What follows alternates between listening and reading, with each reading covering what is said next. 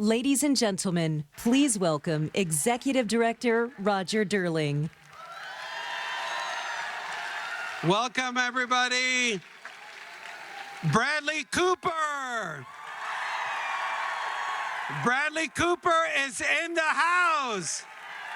How excited. I hope you share my emotions. I have adored Bradley Cooper since forever.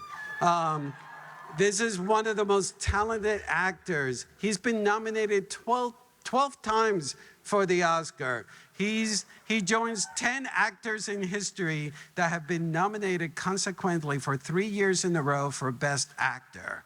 Can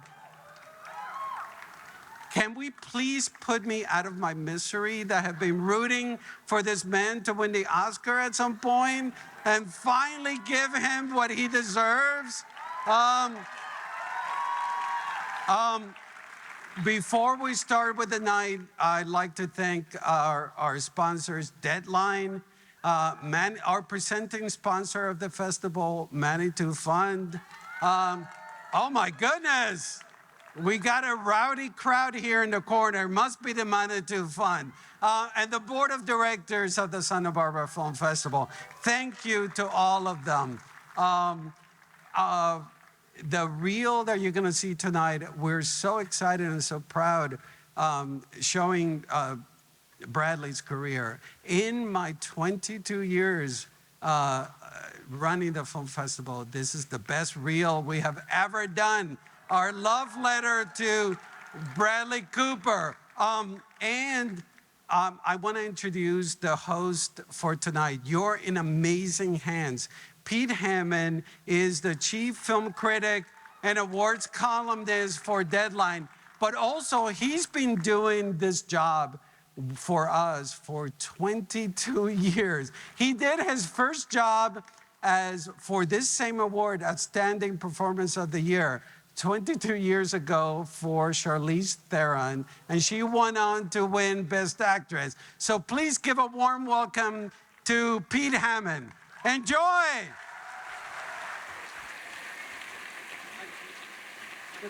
Thanks. All right. Whoa. Hello, Santa Barbara. This is exciting. I am so happy there's no atmospheric river this year. I've been here when that happened. Very excited to be back here. One of my favorite, if not my favorite, festival of the year to come out here. You know what? You know why? Because these crowds, you guys, are the most enthusiastic, and you can tell tonight with this sold-out crowd, and it deserves to be sold out for Bradley Cooper. Outstanding Performer of the Year, Bradley Cooper as Leonard Bernstein. But when you talk about Bradley Cooper, you should also throw in Outstanding Director, Outstanding Writer, Outstanding Producer. He's done it all with Maestro. His thrilling exploration of the complex genius, Leonard Bernstein, a revealing portrait powered by his unforgettable music.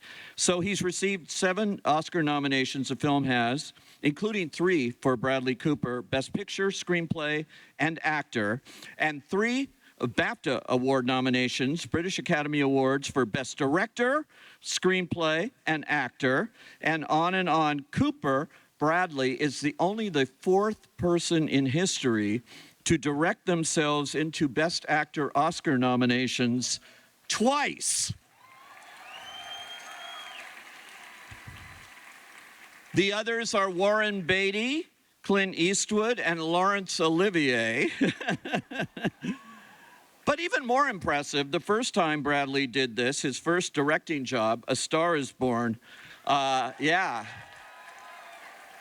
So he's done it for his first 2 films he's directed, and I think we could retitle A Star is Born, A Director is Born as well. Anyway, he's been growing as an artist for a quarter of a century since his on-camera debut in 1999. We'll talk about that. And during that time, Bradley Cooper has made the 21st century his creative playground. making him appropriately not just an outstanding performer, but the real deal as a filmmaker, a budding maestro himself, I think. There's inevitably much, much more to come for Bradley Cooper, but let's take a look at what the first 25 years of his remarkable career has already produced. Take a look at the screen. Here we go. Please welcome Bradley Cooper.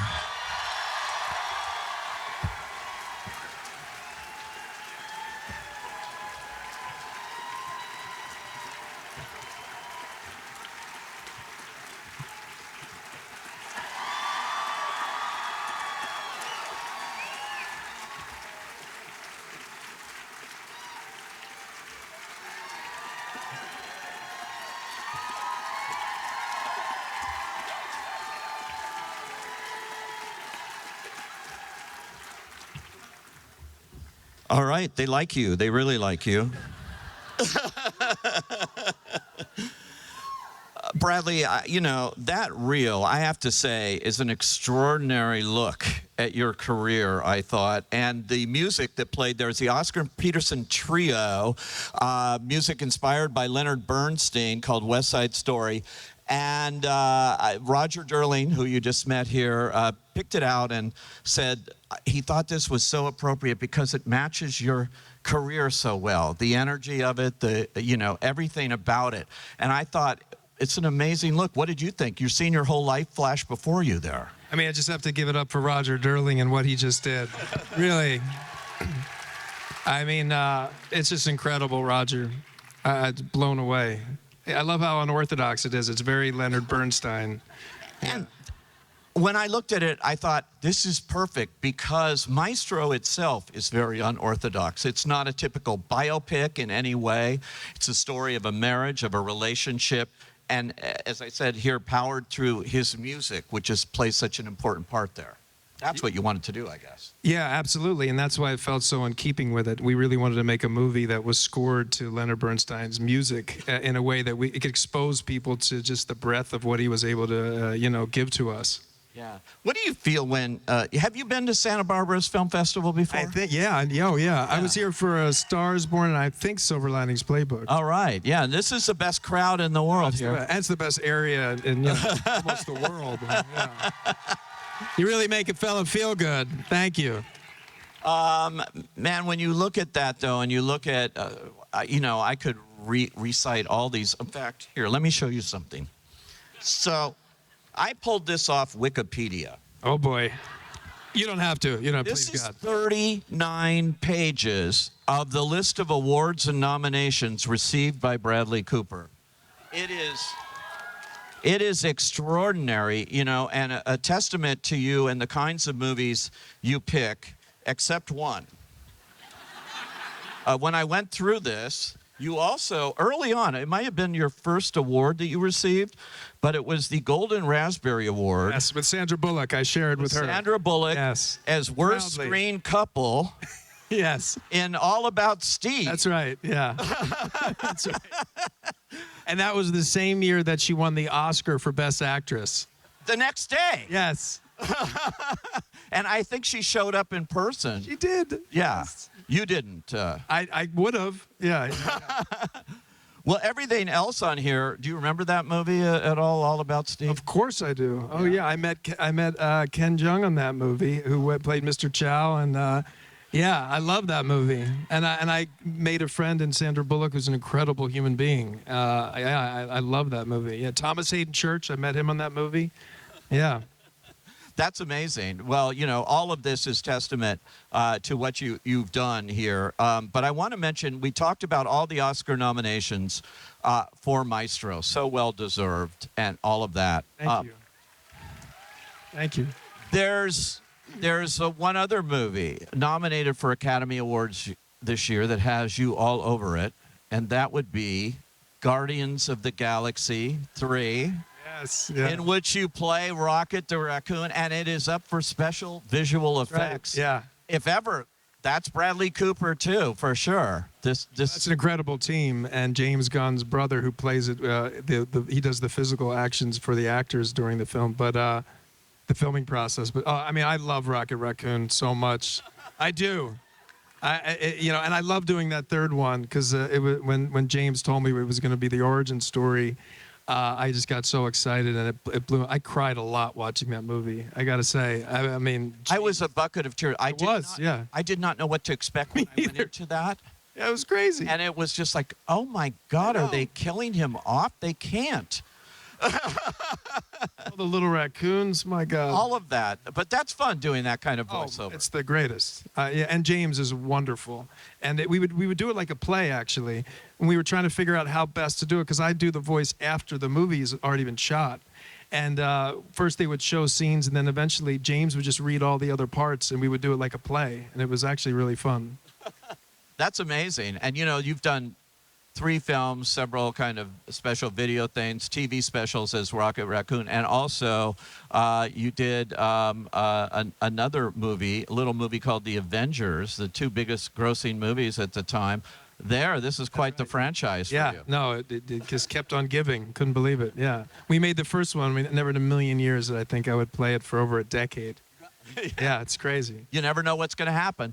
Let me take you back. I mentioned that this is your 25th anniversary of your first job in front of the camera. I believe it was Sex and the City. Wow. I didn't know that. That was 1999. Wow. If I did my math right, it's 25 years. Wow. Is that hard to believe? Yeah, I'm getting older. Yeah. That's what I was thinking. I was like, shit, I've been around, dude. It's crazy. Yeah, you feel young. It's like, yeah, but it's like, I'm not young. Yeah. Yeah, I'm not. It's just a fact. Yeah. But, you have been around on all of this, and you've done a lot of movies and a lot of things, supporting roles in the beginning. You were the best friend of everybody in the business. Yes. So true. Those kind of roles and things. Yeah. But tell me about Sex and the City. I'm curious, how did you get a job like that for your first job? Oh, I mean, I auditioned for it. And at that time, Pete, I didn't really realize that you could ever get the job. Honestly, I thought that like I had a job as a doorman at the Morgan Hotel, and then I was lucky enough to audition, and I remember when I got the call to do it, I was terrified because wait, what do you mean? I'm actually going to have to do it? And I couldn't drive a stick shift, so they sent me to Modell's driving school, and I was just terrified, and I still messed it up, so they had somebody else drive the car in, and I just had to do this, like pretend that we stopped. And but it was really fun. And Sarah Jessica Parker was incredible. But I still remember it. I was Jake the downtown smoker.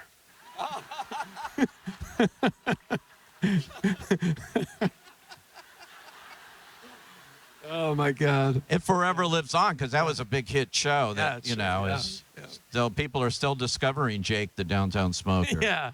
They go, wait, is that?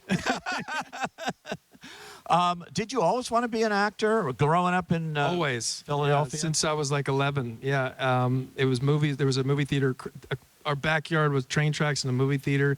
And then I grew up in just outside Philadelphia. And yes. And Comcast came through when I was like 10 years old. And so, I was able to watch The Elephant Man and Apocalypse Now and The Godfather and Raging Bull and Popeye. I remember Popeye was always on. Robert Altman's Popeye, which I loved. And that was it. I just knew then. And television, too, TV shows. I just was obsessed with that world, and I always wanted to do it. But I was terrified, Pete. I was very shy. But I always knew I wanted to do it. You always knew it, and did your parents support you in that? They did. They were terrified after college when I went to grad school because of just the student loans and we didn't know anybody that was in this business. So yeah, my dad especially was terrified, but they always supported me, always. But when they would be alone, they were probably freaking out. Honestly, yeah. I mean, your early stage work and things, did everyone know you were going to be a major star from looking at you on stage in those early days? No. No. But my dad, speaking of that, I still remember for our thesis in grad school, we could do like 20 minutes of a play, and I chose The Elephant Man, oddly enough, which we then wound up doing on Broadway, which was just incredible years later. Yeah. And my dad, I still remember my dad saw that thesis and he hugged me. And it was the first time that I saw that he thought maybe it was possible. It was a really huge moment for me and my dad. Yeah. And he was definitely right. You got a Tony nomination for The Elephant Man. You played it for about a year, I guess. Yeah, we did it in New York. It originated in Williamstown because I was terrified that maybe it would look, because it was kind of a leap to do that role, and I thought, let's just see if it's horrible, we won't go. But then it worked out, and we did it in New York, and then we went to London and did it all throughout the summer at the Haymarket, a great theater there. It was incredible. You know, when you were starting out, and I looked at your early credits, and many of those movies I've seen, Failure to Launch, all of those that you did, I'm thinking, well, this guy's going to be a comedy star. You're going to do so much comedy. And then, of course, The Hangover. Can I just interrupt for 1 second? I met Pete so many years ago, and he is one of the nicest human beings in this business. No, really. You know, in a business that seems to be getting more and more sort of riddled with negativity, and this man always comes at everybody with a generous heart and open and talks to you and listens, and it's really a beautiful gift for our industry. Thank you. It's the truth. Okay. Thank you. Thank you. This is about him, but I will answer that and just say 3 words. I love movies. And that comes through. Yeah, right. And when I see it, you know, I just like, there's something that happens with me. It has since I've been 8 years old. So, you know, thank you for that. Getting to The Hangover, though, which... Great segue. My character was filled. See, it says present next clip. Oh, sorry. And I happen to know the next clip is The Hangover. Which is, you know, I don't know if you knew when you were making it that it was going to be the biggest R-rated comedy ever. Yeah, when he came out of the trunk naked, we all looked at each other and said, "This is a winner." Cash the check, boys. But it's so much fun. I remember seeing it with 5 other people in a Warner Brothers screening room at 10 in the morning, the way they showed those things. And I'm going like, this is not the way to see a comedy. I went again with my wife to a local theater and watch all those people laughing at this. And that was that's the way to see a comedy like this. And you could see it really played. It was life-changing. It was incredible. And that group of people, and Todd Phillips and Larry Shearer, the DP, everybody. It was one of those things. We didn't know what we were making. We weren't even sure it was a comedy. But we were all at Caesar's Palace staying there, and we would go back at night, and I would like often have like still the tiger marks on my neck, and we'd be in the elevator. People didn't give a shit, you know, because that's Vegas, man. I remember I was like, no one said anything. I have tiger claws on my neck. No one even looked at us. But we would sit at Rayo's and eat like Italian dinner every night, and we would often say like, this movie is it's either going to end whatever career we could have had, or it might change it. We were aware of that. Well, you and Ed and Zach, man. I mean, you know, and this spawned 2 sequels. I'm kind of wondering, could there ever be a 4th Hangover movie? I mean, look, I would do it in a heartbeat. You would? Oh, yeah. You just committed to it out there. I would. I mean, yeah, I would. I mean, to work with those guys, and as you get older, you realize it's all about the people you work with. So that group of people, they're so wonderful. I mean, we loved every movie we made together, and I would do it in a heartbeat. Well, let's see why. We're going to take a look at The Hangover and The Place Beyond the Pines, which is a great performance here. In France. Yeah. And Ryan Gosling. Amazing movie. So we'll talk about that after, but take a look at these 2 clips. It's no question David O. Russell was on fire in those movies to turn those out. And so what's the deal with the hair, though? You had the curlers in the movie, and was that difficult to get that kind of perm? And I was just thinking about that was like the predecessor of Maestro, because I would have to go like a couple hours before call every day, and we would curl my hair every day. And that was David's idea, based on this baseball player that did that. And he's like, I think that Richie DeMasso does that. And I was like, okay. And then we kind of fell in love with it, and we shot a scene when he's wearing the curlers because we loved it so much. And yeah, that was just such a wonderful character to play. He was so crazy, Richie DeMasso. That's true. He was like a hybrid of 3 guys. I remember one of the guys who thought it was based on was not very happy. But that was incredible. And then the other stuff with we shot that in 32 days. I remember Silver Linings Playbook, and it was like running a sprint, and it had that wonderful energy to it. And that was the first time I'd really been on a set and felt like how the rhythm of a shooting day can dictate performance, and that's really what David does. He creates this incredible rhythm. And well, it comes through on that too. Amy Adams was incredible to work with in that film. Oh my gosh, she was so wonderful in that movie. Yeah. I think you all got nominated for that. I mean, but look at her performance there, just in that scene. She was incredible. Incredible. Yeah. You know, we're going to show a couple of other movies that you made that really, I think, had a deep impact on you, particularly one of them, which is American Sniper, which American Sniper directed by Clint Eastwood, who you're sort of following in his footsteps as a director. You know, do you watch these guys do these things and learn something every time you make a movie and know that that's what you want to do ultimately? Oh yeah, I mean, I've had Clint, David, everybody, John, everybody. Yeah, I'm I love it so much. Like what you just said, you love movies. You know, I love movies. I love how they're made. I've always been obsessed with it ever since I was on Alias. I would ask to be on set when I wasn't working. Yeah. Alias fans there? Yeah. And JJ was so wonderful. JJ Abrams was so wonderful to let me sit in the editing rooms, and I would get everybody's dailies home. That was back in VHS, you know. And yeah, people would make fun of me, but I did it anyway. And because I just love it so much, and I learned a tremendous amount from Clint. And actually, the anniversary of Chris Kyle's death was It was February 3rd, and that movie was profound on many levels. I made a couple of friends for life from that movie.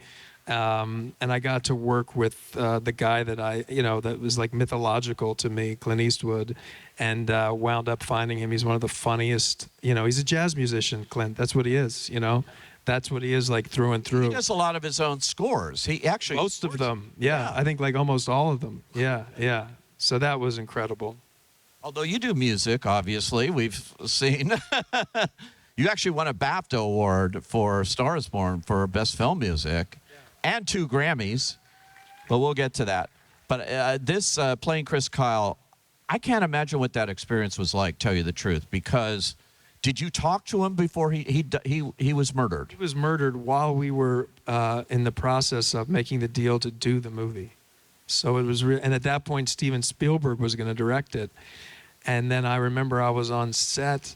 It may have been American Hustle, and Jason Hall, who wrote the script, called me, and it was one of those moments where you don't understand what they're saying, and how he was murdered was so horrendous, and then Steven dropped out of the movie, and then Clint Eastwood, man, was reading that book while he was shooting Jersey Boys. And I heard that, and I called him, and I was like, "Hey, Clint, we had met earlier, so we knew each other a little bit." And he's like, "Well, let me finish the book, and then I was like, "Okay, I'll call you Monday." And I was like, "Okay." And we were doing Serena. I was in Denmark editing Serena with Suzanne Bier. And then I remember we got the call. Clint's gonna call you. I was like, "Okay." And he called me. He's like, "Bradley." I was like, "Hey, Clint. Hey." He's like, "Let's make this fucker." And that was it. I'll never forget it. I just started crying. Yeah, really. I couldn't believe it. And he's just hilarious.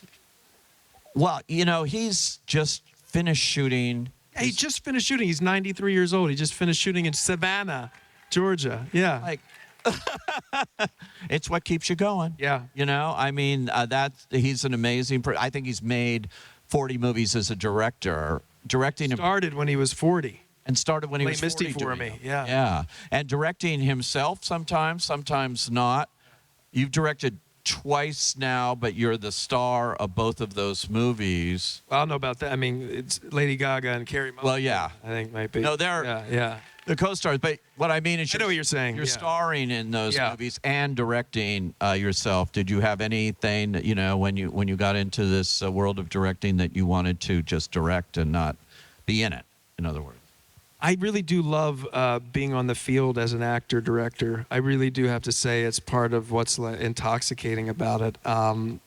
I would also do the other, but I love acting so much too, and I love those two roles so much that it was also part of the reason I wanted to make the movie. But absolutely, I would just direct. If it's all about, like you said, like, is there something I love so much? When you're making a movie like American Sniper, you put on like about 40 pounds of muscle weight on that, right? To bulk up. Yeah, I was 185 when we started. Again, this is why Clint's so hilarious. We went to Midlothian, Texas to talk to Chris's parents, and then Taya Kyle, his widow, and met Colton and McKenna, the children, and then we got the blessing, and we're flying back, and I was like thinking, okay, we got 6 months before we're gonna start shooting, and I was like, okay, Clint, so I'm gonna get a trainer, and I got to start eating, I think 6,000 calories a day, and he's like, yeah, okay. And I was like, well, Clint, I'm 185 pounds. You saw photos of Chris, right? Like, we can't just, and like, it didn't even matter to him. And then I remember when I showed up, and we didn't talk about it. Yeah, and I showed up. I was like 238, and I was like, it didn't sound like myself. And I remember we did the scene, and then he says like, so that's how you're gonna do it, huh?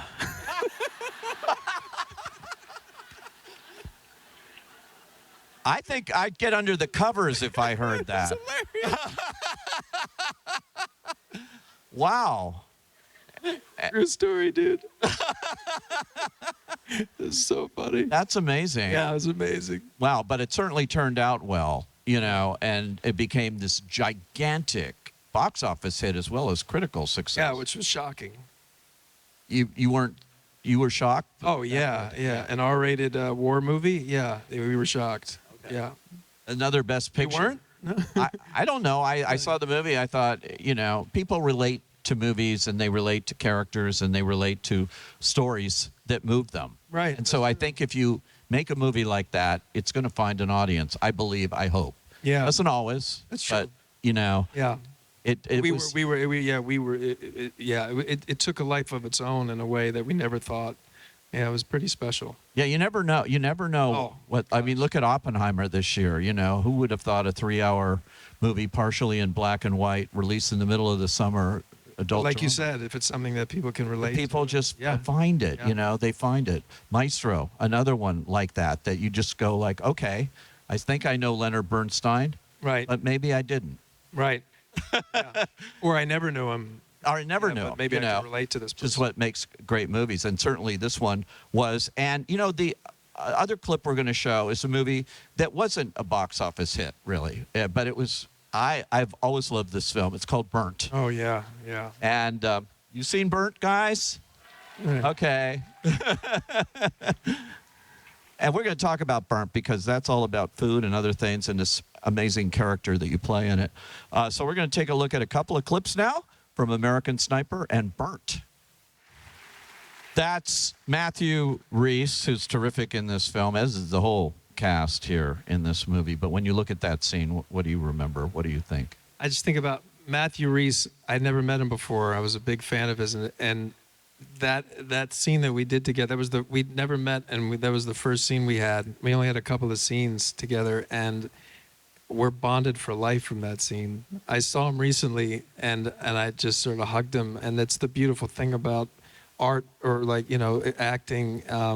You're able to explore things and go to places, and if you trust the other actor, something kind of special can happen. And that was an experience of that. I mean, I wasn't supposed to put that bag on. That wasn't in the script, and then it just happened, and it was really, and it was hard for him to take it off. That was real, and he was really calling somebody to help him, and it just something kind of magical happened there, and I'll never forget that scene. Was there that kind of improvisation that John Wells let you do on that? Yeah, John Wells was incredible, and it wasn't much dialogue in that scene. I think it was like he comes into a restaurant drunk, and because it's about a guy who's sober, and it's the first time he's gone out, and he's suicidal, and John was wonderful, and all those other actors in there, and I think we only did it once. I'm pretty sure we only did it once. Yeah. I hope so. Yeah, my memory is that. I'm pretty sure we did it once. Yeah. It's it's about a guy, a chef who wants to be a Michelin 3-star Right. chef, and he comes in, but he's got this checkered past. Adam Jones. Yeah, is that his yeah, name? yeah. And you know, you're coming in again. It's a gray line here, not black and white character here. Yes. You watch him evolve through this. Yeah. But also, And Sienna Miller's incredible in that. Sienna movie. Miller's great in it Oh, my too. gosh. Yeah. Yeah. But you watch you cook, like Yeah, we got to really cook, which is great. you really cook Yeah, this it was, stuff. one real quick thing about that American Sniper clip, which is so, just to give you an idea of like Clint, that scene. So with David O. Russell, he was the first director that I'd worked with who was always not behind the monitor, but actually there. And I just loved it. Like the scene in the diner between me and Jen, David O. Russell was underneath the table. Which Carrie knows about because I was underneath the table for her scene at the Palm Court. I remember that scene. I know it's crazy to visualize, but like if the camera just went like this, Clint was right there with his like sunblock on and his hat. And he's just in there going, because I would ask him, I was like, Clint, can you be close? Because he's, I don't know, he just fumes come off him because he's so, I just love being around him. And I'm like, just, you know, let's just talk through it. Because there was nobody there. We were, you know, when we were shooting our coverage. He's like, there he is. And he was like, he starts having, he's like, look at that little fucker run. It was like, I was like, Clint, stop, I can't do the scene. I was like, I kept laughing. I'm like, Clint, I can't get through it. Look at him, there he is. Look at that little piece of shit. There he is, look at him. It was so crazy. Anyway, you had to keep it light on that movie, honestly. Yeah. Really. Yeah. To do that, oh my God. Just in general, because we had, you know, part of the SEAL Team 3 was one of the members was on Chris's team, and we had real vets there, and you know, we would shift from crying and laughing throughout a day on that movie, and you know, Clint was the reason that we would laugh. That movie's still very pertinent today.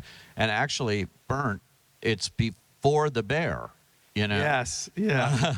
We watched you. I mean, it's like a war zone in a kitchen. Yeah. Like there. It was, yeah, and we really got to, we shot all of, there was nobody, no else came in and cooked. We did everything, which was wonderful. You had a consultant? Oh, Marcus Waring had a kitchen underneath. They would make the food, but we would be really cooking, but they taught us everything. And Gordon Ramsay was incredible. Marco Pierre White, I got to study with all of them. It was wonderful. And Claire, a woman who ran Gordon Ramsay's restaurant on Hospital Road, who now has her own 3 Michelin star restaurant in London, who's incredible.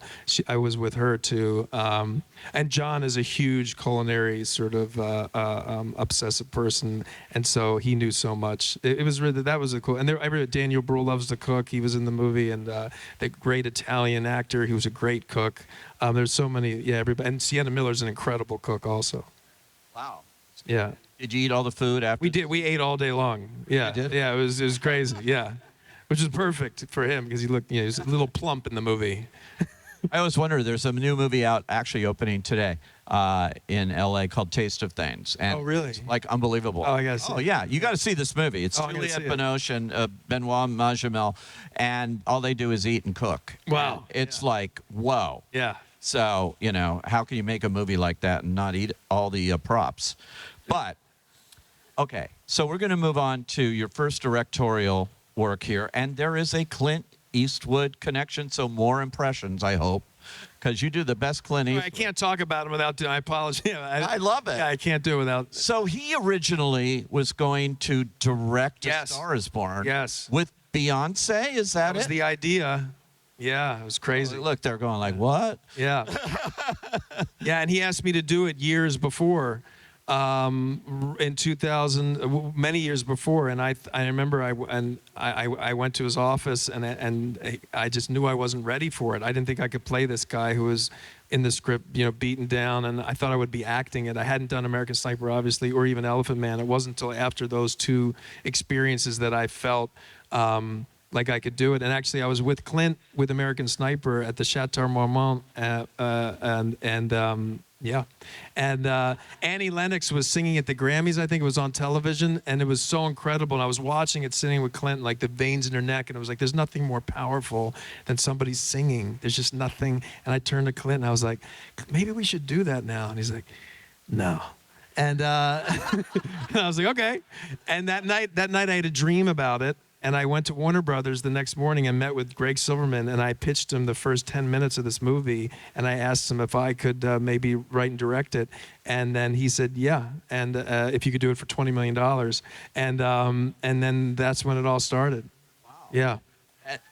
And was Beyonce still in your head for it? Yeah, and I worked with her, and she was incredible. And we went down the road, and then it didn't work out. And then I thought about Adele for a while. Like, it was like, you know, his career's not great. He goes abroad. It's like, you know, meets this woman, but no. And then that never even like took off at all. And then I was with my mother at a cancer benefit, and all of a sudden the closing act was Lady Gaga coming out, and she sings La Vie en Rose in the cancer benefit, and it was like crystallized in that moment. And I thought, how did I ever think anybody else? And I was so lucky.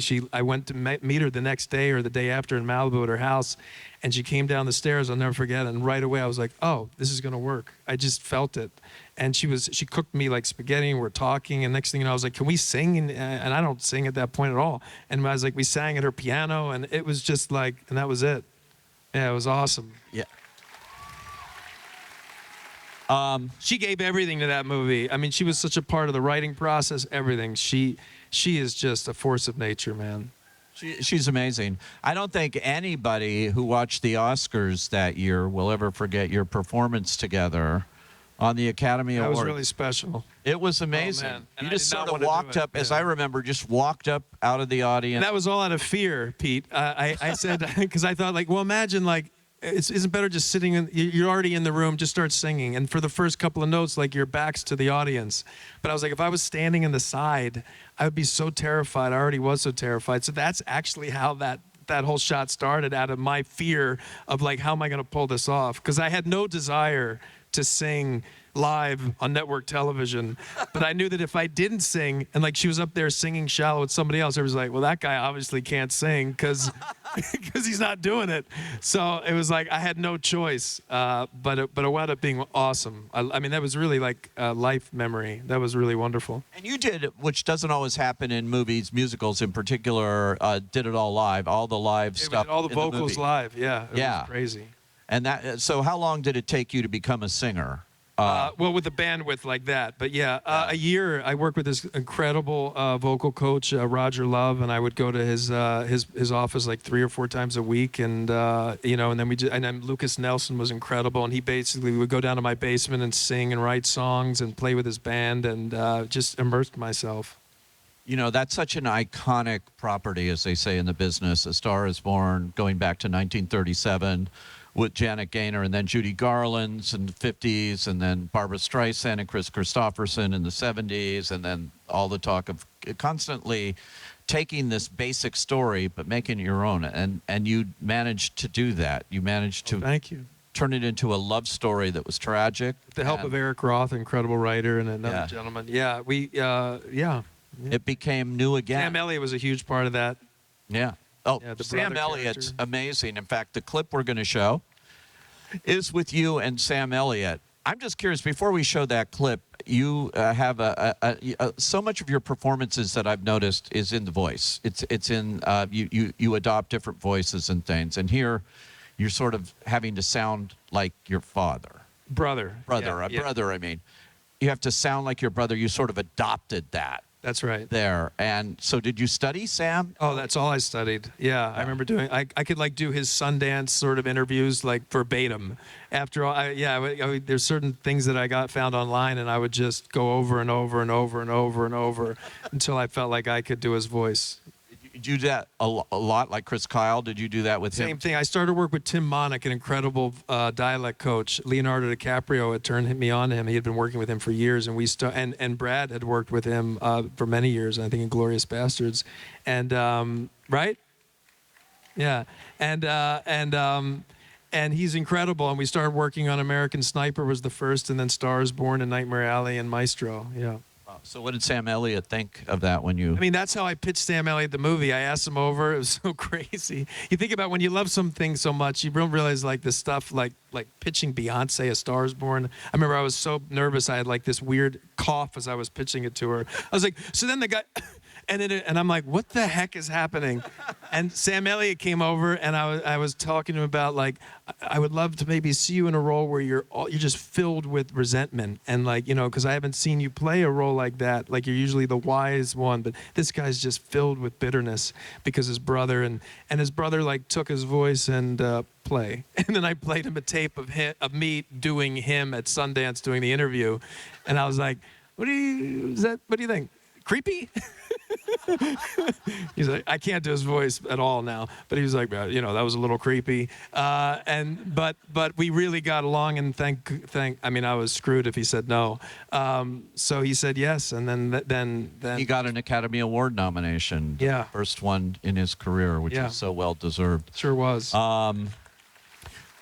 So that movie, originally in the 70s, was produced, among other people, by John Peters. Yes. And John Peters had contractual everything on that. Yeah. You couldn't make the movie unless he said yes. So he was going to pull this thing. Truth is, the only reason the movie got made is because I went to him and asked him, and he deferred his $1 million grandfathered-in producer fee, and that's the only reason why we were able to make the movie. Wow. Well, we cleverly paired this with a clip from Licorice Pizza in which you play John Peters. It's crazy. Paul Thomas Anderson, who was my hero, called me years later and said, hey, I'd love you to play John Peters. And I was like, okay. Yeah. So life is funny, you know. There is.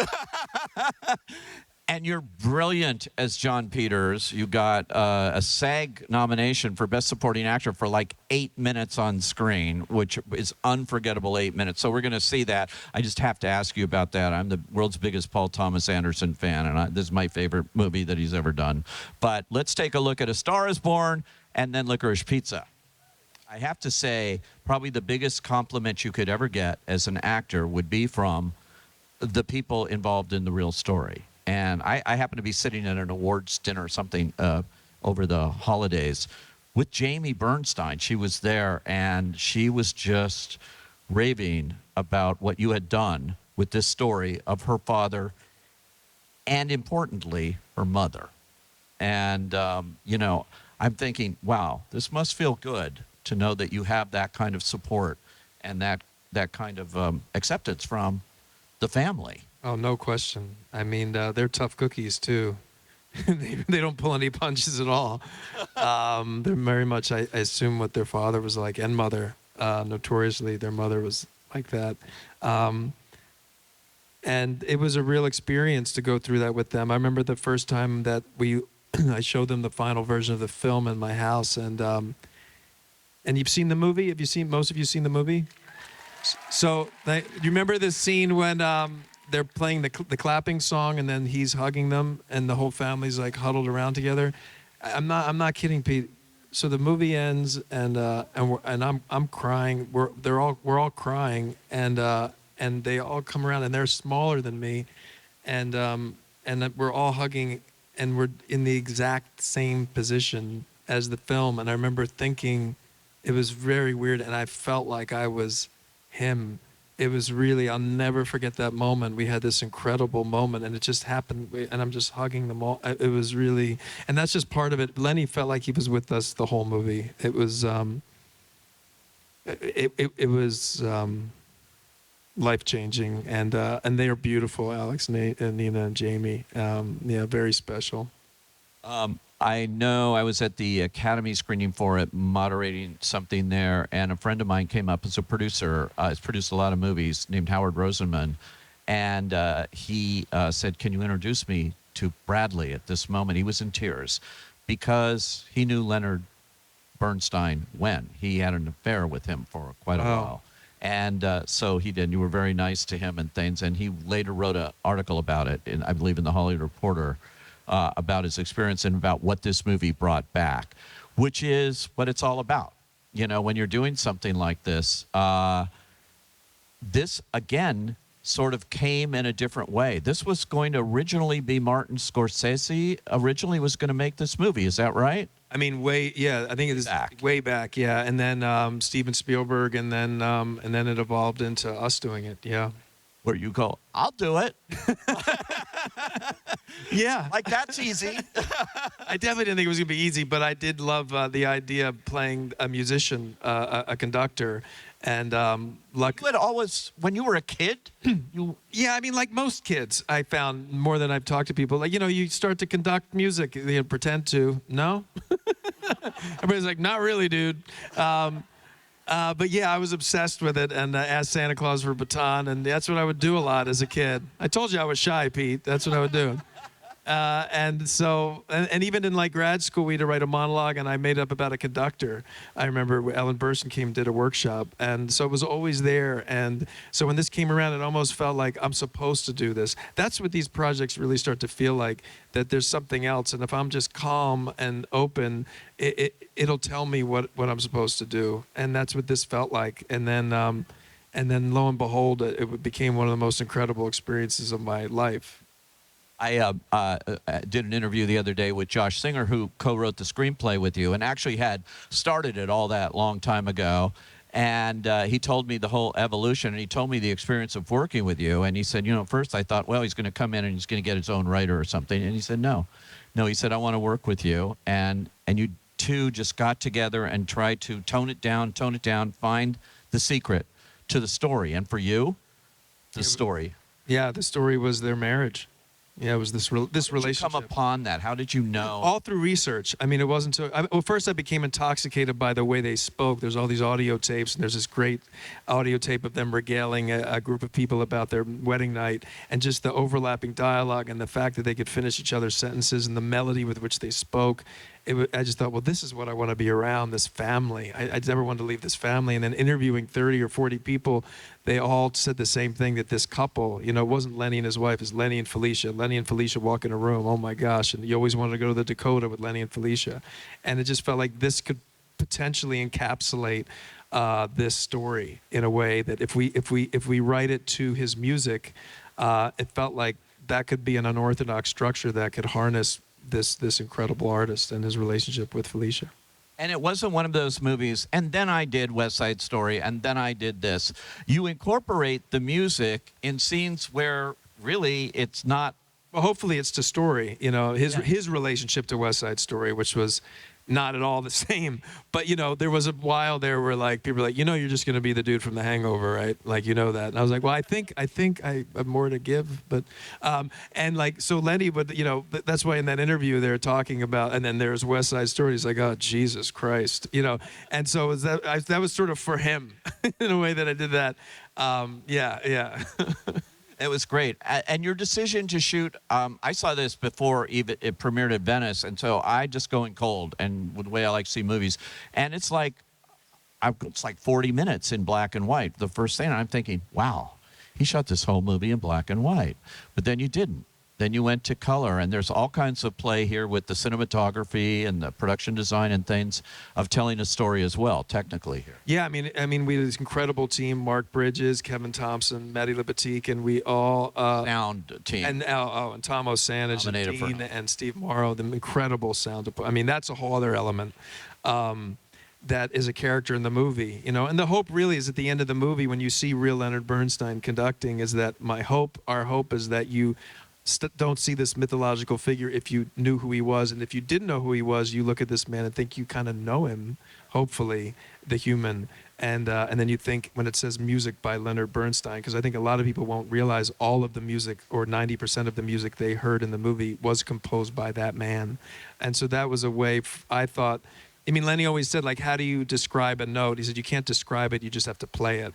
And that was the hope, is like, what can I possibly do that you would already have it by YouTubing Leonard Bernstein and seeing photographs? He's one of the most videoed and photographed musicians of all time. So there was no reason to make a sort of, I don't want to say standard biopic, because I don't even know what that means, but like chronicling his achievements. It's all there. Right. You can make a Senna-like documentary.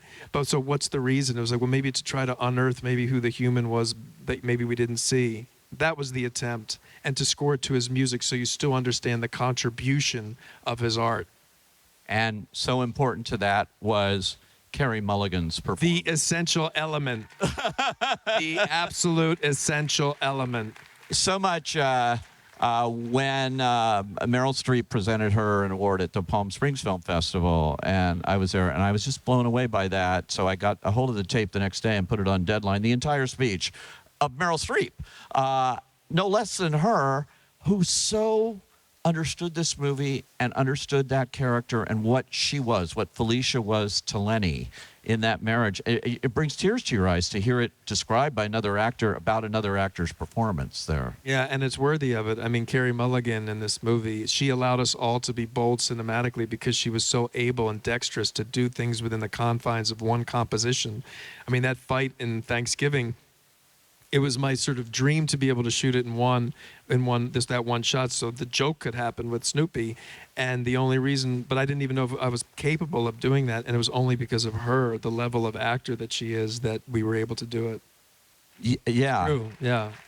It's they've seen the film. If you haven't seen the film, it's on Netflix. Netflix produced this movie, made it possible, I guess, too. Absolutely. There is no movie if they hadn't given it a shot. And it was, not an easy sell. It's like half it's going to be in black and white, like 35 millimeter black and white film, a 1:3 aspect ratio, about classical musician. It's like, yeah, absolutely.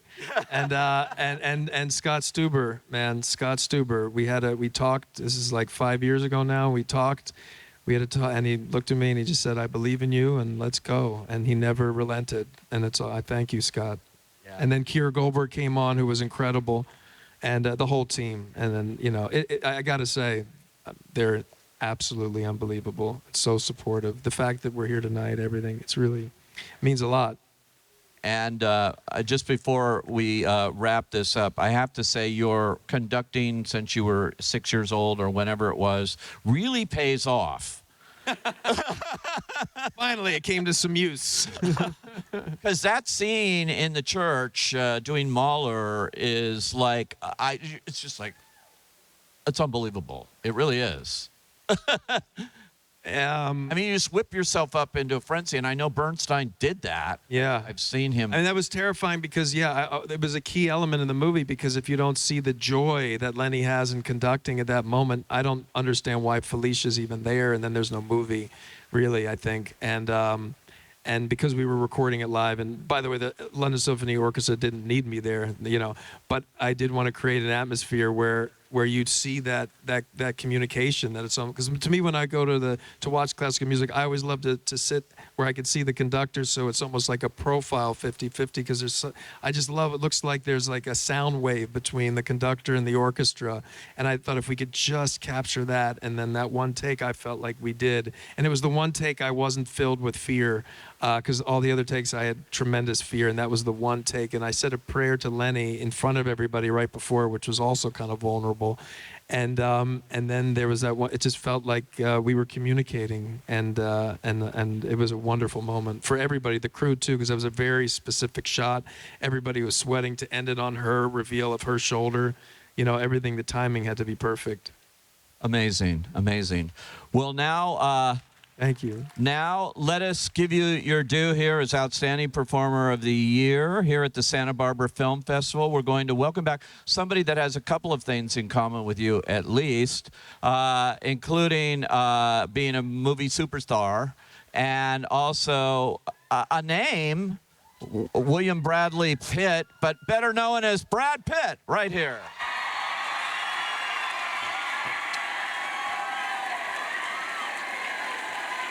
Thank you.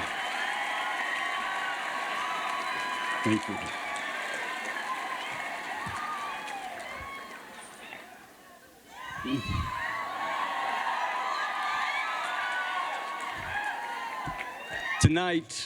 Tonight we celebrate the brilliance of writer, director, actor, producer, singer, songwriter, Bradley Cooper.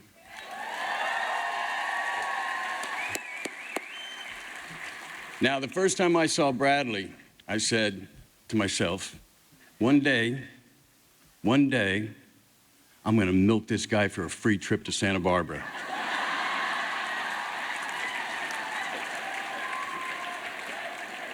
Now, before we get started, I want it known, for the record, I was this close to getting Stars Born. Really, this close. And in the end, the director went with Bradley. Not true. Bit selfish, really.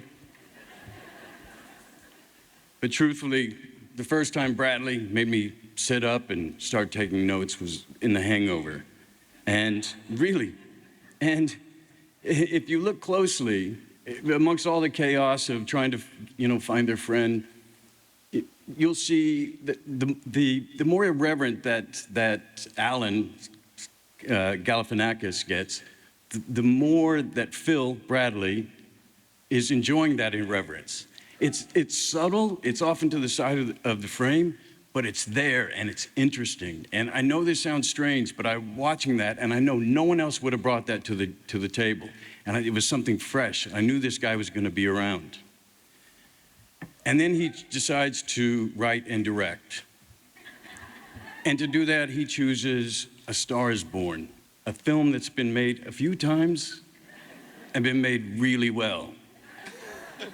So the bar is so high, and yet he's able to bring in this performance where he's able to play drunk, where he breaks down, and still keep an eye on the crew, the scene, the time, when to know that he's got the take and he can move on.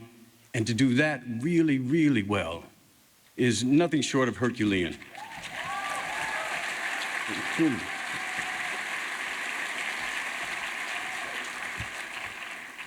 And Maestro.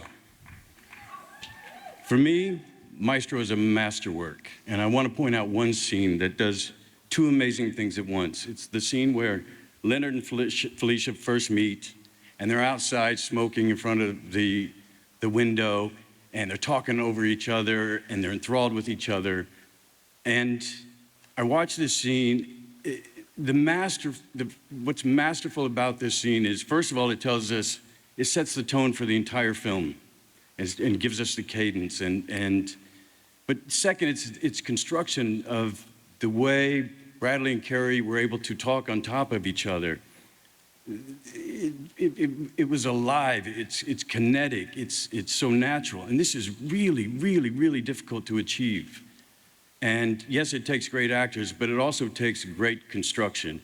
And I'm telling you, not since Redford have I seen anyone do it so well.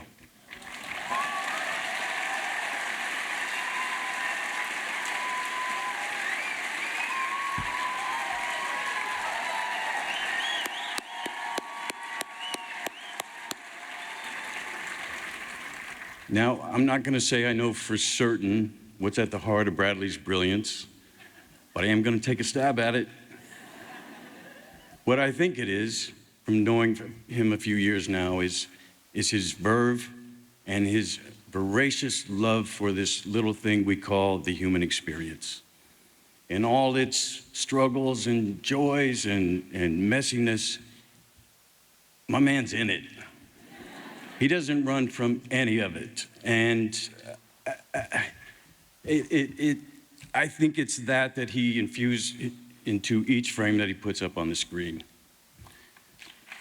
Either that or he's just manic. Okay, so Maestro's nominated for 7 Academy Awards. Bradley's nominated for 3, for producer, writer, actor. Apparently the movie directed itself.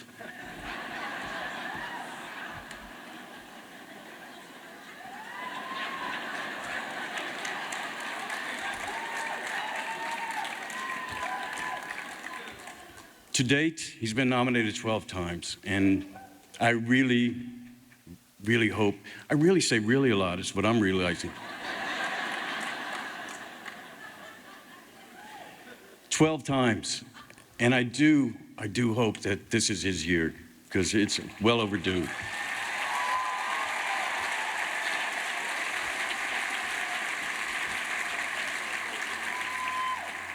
But if it's not, it's okay. Everyone knows it's just a matter of time.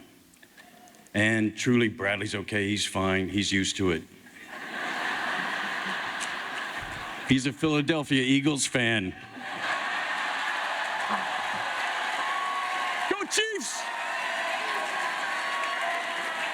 Go Chiefs! Man, that's fucked up. It's my pleasure to to present the Santa Barbara International Film Festival Performer of the Year to the one and only Bradley C. Cooper.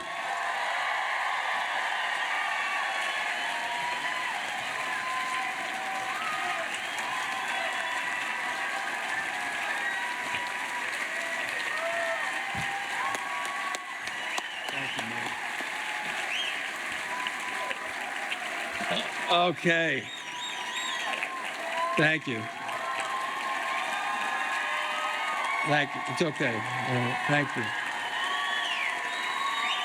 Thank you.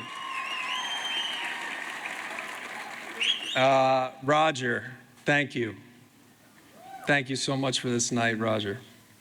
And Pete, I never would have thought the first time we met, I don't know, it was either like Silver Line, I don't know when was the first that I would ever be here doing a retrospective of work I've done with you tonight. It's kind of mind-blowing. Carrie, thank you for coming here. I know it wasn't easy to come here, and you did it, and it's just one of the many examples of your generosity to our film and to our friendship. And Brad, I didn't like what you said there at the end. I didn't like that at all. But if you told me when I was watching Thelma and Louise that Brad Pitt is gonna give you an award, I'd be like, that dope I'm smoking at 12 is crazy.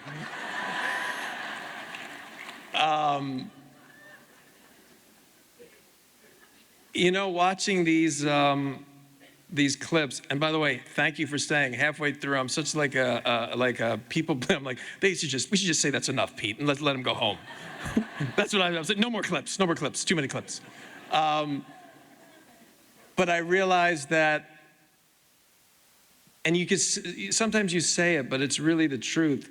It's incredible that we have these finished pieces, and that is what it's about: is to share the work with people and hope that they connect. That's why I did it in the first place. People made movies, I watched them, it inspired me, it changed my life, changed the way I thought about things, felt about things, kept me alive. But now that I get to do these things, the thing that I benefit from is the doing. And seeing all of these various projects I've been a part of, it's just a wash of memories of the experience and the living of these magical made-up stories. It's just such a privilege. I can't believe I get to do it. And life, and I'm so privileged, and I've been so blessed. And even with that, living is hard, and it feels like it gets harder. And I need people who love me and that I can love. And without that, I would just be walking on a wasteland. And sometimes it's hard to keep going. And, you know, when you feel love and authenticity, it gives us strength. And it's just community, man. It's all about community. And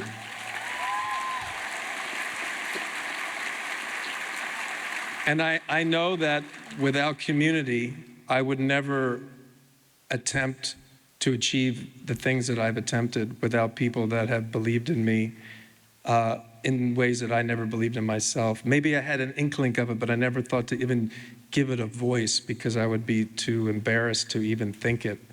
But to have people say, no, actually, you know, Bob, I see it, you know? So gosh, if you feel that way about anybody, please tell them. Please tell them.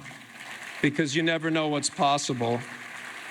I never would have said this kid growing up in Rydell, Pennsylvania, who was, you know, terrified at his 5th grade presentation with the board, and he was shaking, the board was shaking, he was so nervous, would be here doing a retrospective of his work.